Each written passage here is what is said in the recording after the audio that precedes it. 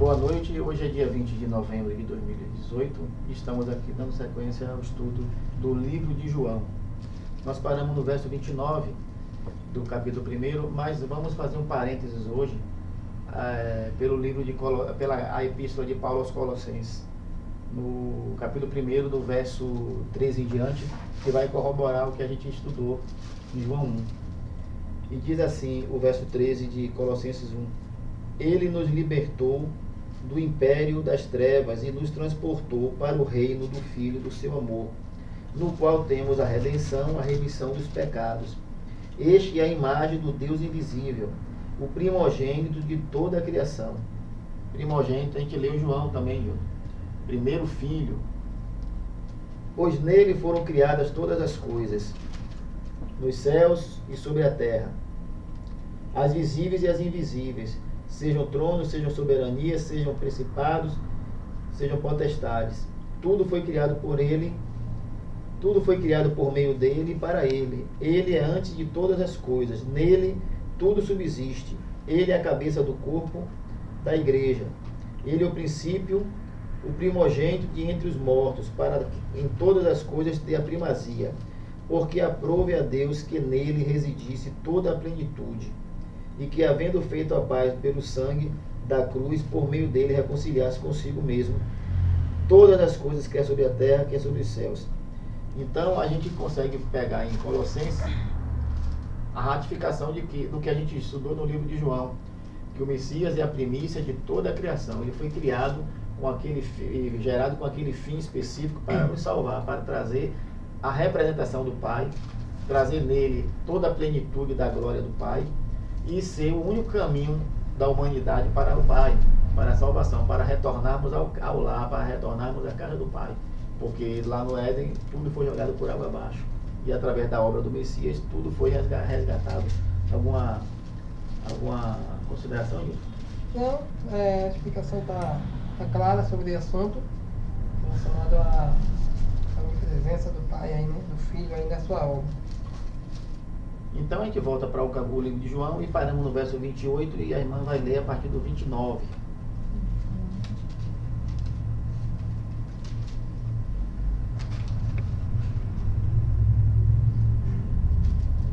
Verso 29 de capítulo 1 de João.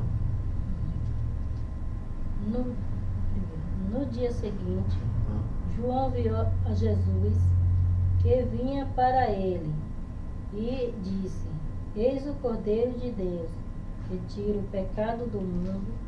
Este é aquele do qual eu disse: após mim vem um homem que foi antes de mim, porque já era o primeiro do que eu. E eu não o conhecia, mas para que ele fosse manifestado a Israel, vim eu, por isso, batizando com água. E João testificou, dizendo: Eu vi o Espírito descer do céu como uma pomba e repousar sobre ele. E eu não conhecia, mas o que me mandou a batizar com água, esse me disse: sobre aquele que vires descer, o Espírito e sobre ele repousar. Esse é o que batiza com o Espírito Santo. Sim. Verso 34. E eu vi e tenho testificado que este é o Filho de Deus. Continua? Vamos. No dia seguinte, João estava outra vez ali, na companhia de dois dos seus discípulos. E vendo passar Jesus, disse: Eis aqui o Cordeiro de Deus. E os dois discípulos ouviram dizer isso e seguiram a Jesus. E Jesus, voltando-se e vendo que eles o seguiam, disse-lhes: Que buscais? E eles disseram: Rabi, que traduzido quer dizer mestre, onde moras? Ele lhes disse: Vinde e vede. Foram e viram onde moravam e ficaram com ele até aquele dia. E era já quase a hora 10. Era André, irmão de Simão, Pedro, um dos dois que ouviram aquilo de João e o haviam seguido. Este achou primeiro seu irmão, Simão, e disse-lhe: Achamos o Messias, que traduzido é o Cristo. E levou a Jesus, e olhando Jesus para ele, disse: Tu és Simão, filho de Jonas, tu serás chamado Cefas, que quer dizer Pedro. Pronto. Tá legal aí. Algum comentário, Nilton? Não. Beleza? Eu tinha marcado na última vez que a gente se encontrou aqui e a gente terminou não salvando o vídeo foi perdido, mas eu deixei os versos marcados com relação ao que a gente discutiu. Eu acredito que a gente pode rever. Quando João fala, eu mesmo não conhecia, mas a fim de que ele fosse manifestado a Israel, eu vim por isso batizando com água. João está dizendo que veio batizando com água o povo de Israel, para que o povo de Israel, ele veio abrindo o caminho, ele era o precursor. E muitas vezes as pessoas pensam que o batismo que o Pai faz na gente é o batismo de água, do cara dar um mergulho no rio, ou um mergulho no mar, ou um mergulho em um batistério, né, como a gente fala, que é o batismo que salva, quando na verdade não é. Essas coisas, esses rituais físicos não levam ninguém a nada. O sujeito entra um pecador seco e sai um pecador molhado. Aí se você for observar em Atos 19, você pode anotar agora Atos 19, e você vai ver lá na frente Paulo perguntando: vocês receberam o batismo no Espírito Santo? Que as pessoas pensam também que é ficar rodando, né? Na verdade não é. O batismo no Espírito do Pai é o batismo no Espírito da verdade. Quando você recebe, aí seus olhos abrem e você começa a ver onde tem mentira. É como se ele colocasse filtros espirituais nos seus ouvidos e nos seus olhos, para que você, ao ouvir um sujeito falando da palavra, se ele estiver mentindo, você percebe na hora. E esse é o batismo com o Espírito da verdade. É difícil você ser enganado. É quase impossível você ser enganado de novo se você receber o Espírito da verdade. E aí, em Atos 19, Paulo pergunta a 12 discípulos: vocês já receberam o Espírito Santo? E esses 12 discípulos respondem: a gente não sabe nem o que é isso. E Paulo diz: em que batismo? E Paulo pergunta mais uma vez: em que batismo vocês foram batizados? Aí eles dizem: no batismo de João, que é esse que João fazia, no Rio Jordão. Aí Paulo: não, o batismo de João era nas águas. E João falava isso: eu batizo com água, mas depois de mim virá outro, que vai batizará com fogo e com o Espírito Santo. Ou seja, o batismo das águas é algo que vem antes do Messias. Quando ele chega, aquele batismo das águas já é superado, não é mais obrigatório. O batismo obrigatório, o batismo necessário é o batismo nele, no nome dele, que é quando você é iniciado na fé de verdade, não na fé que segue religião, na fé que segue a palavra. Porque nós fomos ensinados desde pequenininhos a frequentar templo. Se o sujeito não frequenta templo, ele não está com nada, ele não está no caminho certo. A gente não aprendeu a cumprir a palavra. A gente aprendeu a frequentar templo, onde a palavra final é o dono do templo que abriu o templo, que registrou no cartório, no CNPJ lá. Então, o batismo nas águas não é o batismo em nome do Messias. O batismo em nome do Messias é o batismo no Espírito da verdade. E nem sempre, e você só vai saber se você realmente começa a conseguir passar a ter os frutos, que é o amor, benignidade, aquela parte toda, a parte do fruto, que é no singular, fruto do Espírito Santo, uma série de coisas. Mas as pessoas pensam que é só batizar nas águas que está tudo certo. E não está. O ladrão que estava à direita do Messias, ele não foi batizado nas águas. Então essa parte que a gente leu, que está no verso 31, eu que fiz essa observação, e a outra parte, que a irmã leu aqui, que está no versículo 35. No dia seguinte, estava João outra vez na companhia de 2 dos seus discípulos, e vendo Jesus passar, disse: eis o Cordeiro de Deus. Os 2 discípulos, ouvindo-o dizer isso, seguiram Jesus. O que é que eu observo? Eu começo a visualizar, a fazer um cenário na minha mente, como foi a cena. 2 discípulos de João era o mestre deles, estavam com João. Quando o Messias apontou, João falou assim: olha, lá vem o Cordeiro. Imediatamente, os 2 discípulos de João abandonaram João, largaram João lá e seguiram o Messias. Em simbologia, abandonaram a velha aliança. A velha aliança. Abandonaram o seu mestre humano, que hoje todo mundo quer ter um mestre, quer ter um mentor, quer ter alguém para jogar azeite doce na cabeça dele, dizendo que está conseguindo ele, como se ele fosse alface. Mano. A senhora bota azeite doce na alface? Eu boto aqui. o cara quer receber azeite doce na cabeça como se fosse uma salada. E aí as pessoas pensam que aquilo ali é importante, porque tem que ter um cabra para jogar azeite doce. Então João era o mentor daquele pessoal. pessoal. Tem que entender que a prática do óleo, a ungido, que ungido significa pôr, colocar, né? Era uma representação do Espírito Santo. Hoje, na Nova Aliança, a gente recebe esse óleo em espírito. Espiritual, né, Nilton? É o óleo espiritual, não é o óleo físico. Isso era praticado para aquele que era responsabilizado pelo sacerdócio. Então, ela tinha que ser consagrada, né? Isso está lá claramente em várias passagens na Escritura, mas é uma questão de saber discernir o que é físico e o que é espiritual na Nova Aliança. Na velha era físico, na nova espiritual, isso? Isso. Físico e espiritual. O que era na velha, o que é no novo hoje. Hoje, no novo, não pratico nada. Eu vou para um deserto, posso batizar 50 pessoas sem precisar de óleo, sem precisar de água, sem precisar de nada. Por quê? Porque eu vou gerar essas pessoas em espírito, eu vou dar um entendimento a ela em espírito.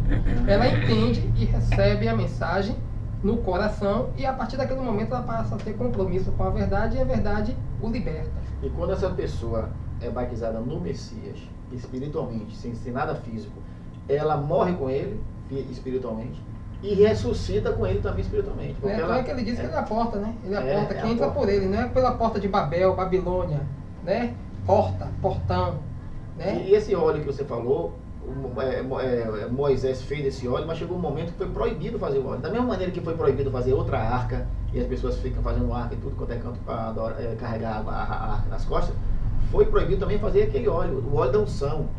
Teve um momento que não fazia mais. E quando fala acho que é Timóteo, se tiver alguém doente, chama os presbíteros da igreja, unja com óleo, e a oração da fé levantará o doente. Não é o óleo que levantará o doente. O óleo era usado na parte física, na parte do ferimento. O sujeito se feria, havia na guerra. Era uma pomada. Um antibiótico, pomada, botava o óleo ali. Mas o que levantava o doente era a oração da fé. Isso está no versículo 15, separado da parte do óleo ali, que está no versículo 14. Que usam muito para focar, que é o óleo que faz todo o trâmite da salvação. Tem irmãos que quando sai para trabalhar com alguma coisa, que esquece que se ungiu, se esqueceu que se ungiu, volta para casa, às vezes até atrás do trabalho, pega o óleo e bota em cruz na terra. Bota em cruz. Não precisa isso, meu irmão. Isso aí é simpatia. Simbólico, é ritual. simpatia. Se você orar, o Messias ensina como é que deve orar. As pessoas pensam que tem que ajoelhar, botar o rosto lá no chão. Você pode orar em espírito, porque o nosso Pai é espírito. Você não precisa estar falando, porque se ele ouve você gritar. Eles são dos corações. Eles são donos dos corações, você não precisa saber como está o resto. Precisa. Então as pessoas ficam na parte física, quando a nova aliança, Nilton, é espiritual. Bem, porque, imagine, olhando, quando a gente fala assim que não precisa ajoelhar nem nada, aí aquelas pessoas que têm costume de fazer isso, às vezes até tira pedra. Aí diz assim, digo, não, pai, que negócio ridículo dizer que eu estou mostrando meu respeito ao pai. Sim, aqueles que estão deitados no leito, que não pode nem se levantar. Aqueles que estão com uma muleta que não pode se ajoelhar, esses não estão salvos. E quando fala orar sem cessar, é para você ficar 24 horas orando aleluia, glória a Deus, aleluia, 24 horas só fazendo isso? Não, orar sem cessar é justamente que você está sempre em espírito. Sintonia com o Pai. Sempre sintonia. Tem um discernimento, porque o inimigo também ele não para. Ele está em derredor esperando uma brecha. E naquele momento tem que ter discernimento se o inimigo está prestes a agir ou não. Uma vez você tendo esse discernimento, obviamente você vai ter um equilíbrio na visão, a ponto de você até mesmo tirar uma pessoa de uma situação difícil. Vamos falar agora com aquela pessoa que pode estar agora querendo ir para o mundão. O que é mundão? Porque às vezes as pessoas estão numa congregação e aí por causa de alguma coisa errada ela se decepciona e ela acha que não há nada mais útil na fé. Minha igreja é assim, assado, eu não quero mais nada, eu vou para o mundão. Na verdade, muita gente diz que se desviou. Mas desviou como se não foi para canto nenhum? Você só pode desviar de um local se você foi para lá. E às vezes a pessoa nunca teve um contato com o Pai, com o nosso Criador. Ela simplesmente foi a uma religião, ou mudou de religião e está ali como se fosse um clubinho social. E ela sai dali por algum aborrecimento e vai para o mundão. Bom, se ela foi para o mundão, fazer tudo que não era para fazer, tudo de indevido, é porque ela nunca teve um encontro com o Pai. Ela estava só num local onde ela se relacionava socialmente com as pessoas. E aí entra em contradição com ele diz, de forma alguma lançarei fora aquele que vem a mim, de maneira nenhuma lançarei fora. Então essa pessoa que vai para o mundão, ela não teve um encontro com o Pai. Então por que foi lançada fora? Não foi ele, não lança então fora. Não foi ele. Não foi ele. Então ela simplesmente não teve raiz. Então você que está pensando nisso aí, não faça isso agora assim, dessa forma. Não vá para o mundão. Simplesmente vá para a palavra, releia o Novo Testamento todo, pegue aqueles irmãos que também estão com o mesmo pensamento que você, de não gostar mais aquilo tudo que você está vendo, dinheiro que entra sem ajudar os irmãos necessitados, falta de prestação de contas, a vida indevida que o dirigente leva. Isso tudo que você está passando não é obrigado a passar, você não é obrigado a ficar aí, não tem salvação fora daqui. Tem sim, a salvação é uma pessoa só que traz. É o único caminho. Eu sou o caminho, a verdade e a vida. Ele não vai lançar você fora. Você não pode voltar a fazer as práticas do mundo. Mas você pode se reunir com os irmãos que nós estamos aqui, sem liderança, sem ritual, sem nada. Ler a palavra, praticar e um ajudar o outro. Não é? Sim. E lembrando também que é necessário fazer uma busca muito profunda naquilo que se tem dúvida. Por exemplo, eles falam que dízimo, né, que chama de dízimo de dinheiro. Se for olhar a origem da palavra dízimo e no histórico para quem era dado dízimo, aí você vai ver que não tem nada com dar, tem a ver com tirar, porque dizimava-se animal, matava-se animal, tirava a colheita, porque o povo levava a colheita, a parte da terra, do fruto da terra, para dentro do templo, que recolheram os levitas. Então, ceifava, tirava, arrancava. Só os levitas que podiam recolher o dízimo? Só os levitas de Levi, só os filhos de Levi que podiam recolher o dízimo. E cadê eles? Estão recolhendo hoje, né? Porque na verdade eles não são de Israel, não são levitas, e muito menos essa palavra para ser dita nos tempos de hoje. Porque não existe dízimo nos tempos de hoje. Dízimo é a palavra dizimar. Quando você diz que você é dizimista, você está dizendo que você dizima, mata. E só quem era de uma das 11 tribos que podia dar, né? Isso. Enfim. Aí as pessoas ficam achando que você fala dizimista, está falando uma palavra de bênção. Vá no original para você ver. Dízimo é dizimar, matar, arrancar, tirar, ceifar. Não tem nada a ver com dar, tem a ver com tirar. Então, na medida que você diz que você é dizimista, você está dizendo que você mata. Eles não ensinam isso porque vai entrar em contradição com os ensinamentos que ele fala. Agora, vá você mesmo e faça seus exames, os seus análises. Se descontamine, se fuja um pouco do que eles ensinam e faça suas próprias buscas racional. Porque existe uma palavra chamada, uma frase que diz assim, sistema de alienação mental. É um sistema que eles têm, que faz lavagem cerebral na cabeça das pessoas e ela não consegue pensar por si própria. E muito menos tem capacidade de entender o que está escrito. Aí, quem vai fazer isso por você? É o sistema. Aí vai lhe ensinar coisas que realmente está distorcida, que está totalmente fora da escritura, com a distorção total. Então, quando você perceber que dízimo não é dinheiro e nunca foi dado por mês, vai lá em Deuteronômio, capítulo 14, versículo 22, você vai ver que nunca foi dado por mês, era anual, porque colheita, né, as coisas da terra, dava de ano em ano, e situações também que era de 3 em 3 anos. Né? Deturparam várias palavras, deturparam a palavra igreja. Agora, igreja é o templo, mas a igreja nunca foi o templo, igreja são as pessoas. Aqui podia ser uma igreja, mas vazia ela não é igreja. E aí fora, mesmo ela vazia, a igreja tal.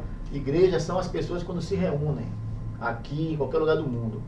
O dízimo em Deuteronômio 14, eu estava falando com o irmão agora da Universal, ele falando sobre dízimo comigo. Se você já viu algum pastor pregando dízimo em Deuteronômio, alguns pouquíssimos já pregaram, porque a casa cai se pregar Deuteronômio.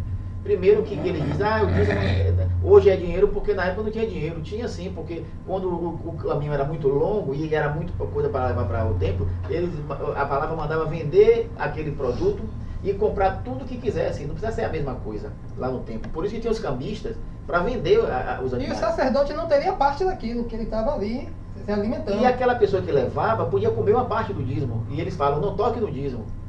E aqueles animais que eram vendidos para poder a pessoa comprar de novo o que quisesse e depois comer uma parte, os cambistas lá no templo você vendia 10 vacas, chegava lá só dava para comprar 5.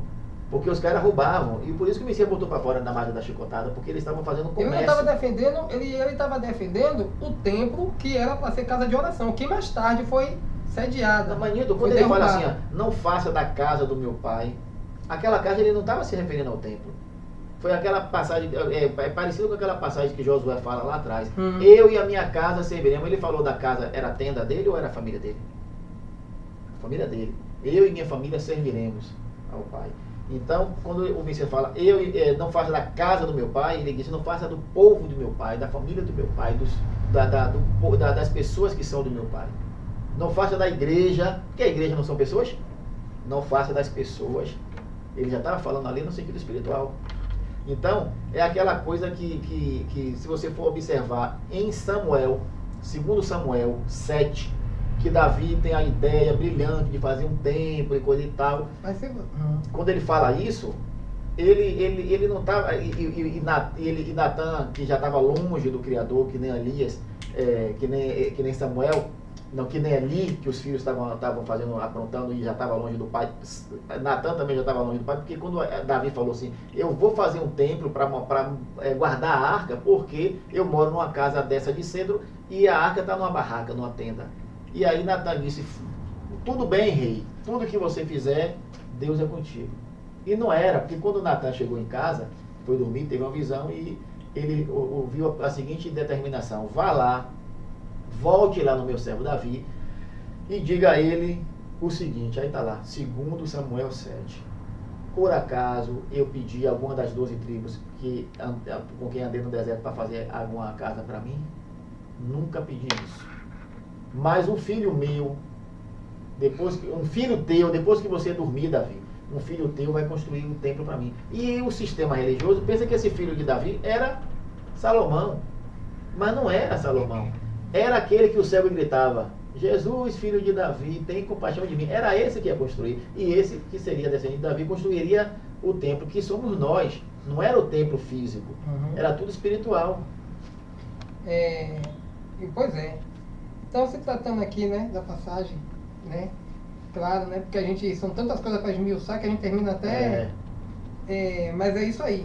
Foi necessário entrar nessa questão, né, não adianta pegar Mateus 23, que está lá dizendo, vocês que dizem mais do endro com o hortelano, está falando do cruzeiro, do euro e do dólar, tá entendendo? Está falando de alimento e não estava falando para o povo gentil, estava falando para o sacerdote. Mas esses vegetais que você falou, endo comigo, são vegetais pequenos. Ele falou isso porque ele disse que o mais importante é a justiça. Isso. Não era dar o dízimo. Ele disse, olha, mais importante, vocês estão coando um camelo, vocês estão coando um mosquito e engolindo um camelo. Ou seja, ele comparou a justiça com um camelo e o dízimo com um mosquito.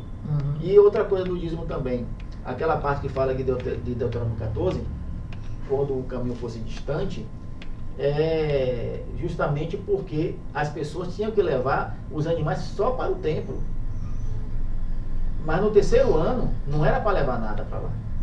No terceiro ano, todos aqueles animais e aqueles cereais que eles escolhiam, que levariam para o templo, para que haja mantimento, não é dinheiro, para que haja alimento na minha casa, ficavam todos na cidade da pessoa que colhia. Para que ficava? Para a viúva, o órfão e o necessitado chegar e comer. Então, de 3 em 3 anos, o templo não via cor de dízimo, nem alimento e nem nada, não via animal, não via cereal, não via nada, porque ficava na cidade. E outro detalhe também, que eu estava me esquecendo com relação ao dízimo, meu Deus, eles levavam, sim, quem lê Malaquias, Newton, só se baseia em capítulo 3, verso 8 a 10, não é isso? Só. Mas se você, eu acredito que você nunca fez isso, pegar o livro de Malaquias e ler do capítulo 1 até o 4, só tem 4 capítulos, e não são tão grandes, você vai chegar no capítulo 2, verso 1, e vai estar lá. Porque para vós outros, ó sacerdotes, é este mandamento. O mandamento do dízimo com relação ao roubo não era para o povo, é para o sacerdote, porque quando o povo levava aqueles animais no caminho, alguns eram aleijados, outros ficavam cegos, e esses animais não eram para ser sacrificados. Mas o que é que o sacerdote fazia? Alguns faziam, pegavam os animais bons, botavam no rebanho deles, e os animais aleijados e cegos faziam o sacrifício. E aí está lá no Malaquias, se eu sou pai, cadê minha honra? Se eu sou senhor, cadê o respeito para comigo? Dê para um governador esse presente para ver se ele vai aceitar. Então, quando chega em Malaquias 2, versículo 1, diz assim, porque para vós outros, ó sacerdote, aí Malaquias já, não? Malaquias, porque para vós outros, ó sacerdote, este mandamento. Então, se você for ler direitinho os 4 capítulos, você vê nesse capítulo 2, verso 1, que o livro de Malaquias, a repreensão de Malaquias não era no povo, era no sacerdote, porque você não podia levar o animal e você mesmo sacrificar, sangrar. Você tinha que entregar o animal para ele que era de Levi fazer o sacrifício. Ninguém podia fazer sacrifício que não for de Levi. E hoje você entrega o dízimo a quem? Alguém. E muitas vezes esse dízimo é usado corretamente e outras vezes é usado incorretamente, é desviado. Mais uma vez dizendo, a palavra correta nos tempos de hoje, para quem está pregando a verdade, não é dízimo. Poderia ser contribuição, ainda é errado. Sim. Porque quando a gente fala dízimo, a gente é conveniente a esse erro. Eu não falo dízimo, eu falo contribuição. Porque essa palavra não está mais sendo usada como nos tempos antigos e a gente não está envolvido nela. E para fechar com chave de ouro, aonde está escrito que Jesus deu dízimo? Eu sou seguidor dele, se ele não deu, eu vou mas dar sabe por que ele não deu e Pedro não deu? Porque carpinteiro não dava dízimo, só quem dava dízimo é quem tinha plantação ou criação de animais. Pedro era pescador, o pescador não dava dízimo, Isso. Por isso que não deu E dízimo. se dízimo é alimento, o dinheiro que o Messias pagou, junto para com ele e Pedro, foi tributo, foi imposto, não tem nada a ver com dízimo. Para Roma. É diferente, para Não Roma. era para o templo. E outra coisa, outro detalhe Pra sobre o Roma. dízimo. Alguém pode dizer, mas a igreja tem despesa sim. Aí, se você faz parte de um clube ou de uma religião, tem despesa. Você pode dar uma contribuição, uma oferta voluntária, mas dízimo não existe, nada de percentual do seu salário, nada nada de sobrenatural em cima disso. Você pode dar, porque se você está ali usufruindo da energia elétrica, de um microfone, de um Ainda é errado. Ainda que seja errado, mas não é injusto, porque você está ali usufruindo. Mas, pois é, mas aí é que tá. A gente dizer que ainda esse mas não é injusto, mas na palavra é injusto. Porque Não, na é escritura, errado espiritualmente falando. Agora, se você, por exemplo, está no clube e você Não, isso paga é uma óbvio. mensalidade todo mês de R$100 para ser sócio do clube. Isso porque é óbvio. você vai usar a piscina, você vai usar as instalações do clube. Isso. Para efeito, não estou falando de parte espiritual, não. Sim. Você vai usar as instalações, entendeu? Agora, biblicamente, é errado você se reunir num templo. O correto é você se reunir, porque templo é da velha aliança, templo é errado, mas meu pai botava, quando alguém ia lá em casa e dormia, meu pai botava a sal na boca. Então, era. Atenção aí. Só na cozinha. Então, o que acontece? É errado você ficar em aprisco sob liderança humana. Isso. É errado. Exatamente. Agora, no sentido, o que o irmão falou é correto, é óbvio, mas não é escritura. Porque o pai, ele diz, veja, tem que ter o templo para poder pagar a despesa da casa do Senhor, na linguagem do sistema aí. Tem que ter o dinheiro para pagar água, tem que pagar energia. Isso é óbvio, mas eu, na escritura sagrada, eu sou o templo, a água que eu recebo é de graça que vem da luz divina, e a água é aquela que jorra do ventre, que é a palavra da vida eterna. Então, aonde eu estiver, eu sou esses três. E o que se defende precisa de um lugar fixo, é onde todo mundo pega um ônibus, fica recebendo pisada e tudo, chega até cansado e tem que estar indo nesse lugar. Eu vou em qualquer lugar e faço a obra, porque eu vivo esses três pilares. Eu sou o templo, não preciso de pedreiro para poder fazer manutenção em mim, não preciso de coelba para poder me dar luz, e não preciso da embasa para poder me manter com água. E não é pneu para ficar fazendo calibragem todo domingo para poder se encher. Venha se encher, você se encher. Ainda a gente é cheio direto da fonte. Óbvio que não está se falando aqui de religião, nem de líderes, mas está se falando do que está na escritura e é a verdade que liberta. Então, se alguém estiver indo contra, ou acha que não é bem assim que está escrito, que cada um pode responder pelas suas obras, assim como eu vou responder pela minha. Tem gente que diz que precisa ter um líder. Não, o que o povo vai dizer sempre vai estar defendendo. O povo disse que tinha que precisar de um rei, e tiveram um rei. Sim. Né? E deu Mas certo, só que, foi? Isso, deu certo pra caramba, né? Exato. Só que hoje o pai ele disse que ele é o único pastor, e aqui está cheio de pastor, então já saiu do único, então agora está no plural. Então ele é o único pastor, esse único pastor que eu sigo. Tudo que eu conheço na escritura foi ele que me revelou, não foi homem nenhum naquele da terra. Se o irmão for usado espiritualmente na nível da verdade, eu vou detectar que ele está falando a verdade através do Espírito, não porque ele tem conhecimento, porque o pai é que revela. Leva-se a semente e ali ela frutifica, como está lá na parábola do semeador. E é assim que a palavra, o Espírito da verdade se desenvolve em todos aqueles que têm compromisso com a verdade. E não é casa cheia não. Eu não espero casa cheia porque ele disse que muitos são chamados e poucos são os escolhidos. E o tempo também era um só, né, naquela época. Naquela época o tempo era um, hoje tem um plural também, né? Hoje não, na verdade não são templos, são sinagogas. Templo é lá no Vaticano. Os que tem aqui é sinagoga, porque é Babilônia e as meretrizes. Tá? É o que está escrito. Quem quiser, se os teólogos interpretarem de outro jeito, que diz que aprisco, o aprisco é o mundo, eu não vi sentido. Aprisco Mas a gente vai chegar lá em João 10. A gente vai encerrar, porque já para não ficar cansativo, Nilton, a gente vai seguir. Nós paramos no versículo 42 de João, capítulo 1. E na próxima oportunidade a gente vai seguir do versículo 43 do capítulo 1 de João. Um abraço e até a próxima.